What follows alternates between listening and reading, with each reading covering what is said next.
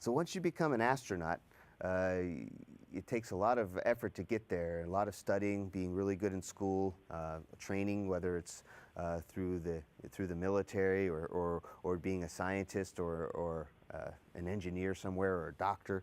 You think, oh yeah, I get to be an astronaut. Now it's all easy. I never have to go to school again. Absolutely wrong.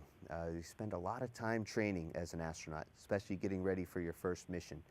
My first mission, it took me 4 years of training to fly aboard the International Space Station. And it was a lot of fun training. Some of it was in the textbook, some of it was hands-on, some of it was just talking to guys who'd done this before, some of it was sitting in a mission control center, talking to the crews who were up there already. And it's a lot of fun, it's a lot of work, but it's not just here in the United States. With the International Space Station, you have to learn and train in other countries, other continents.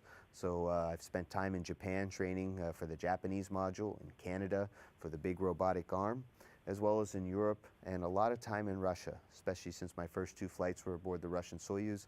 We spent a lot of time in Russia, and being an astronaut, you really need to understand other cultures and other languages. And any of you who want to study being an astronaut, I recommend that you do get exposed to other languages and cultures, because the more you can communicate, the better off you are.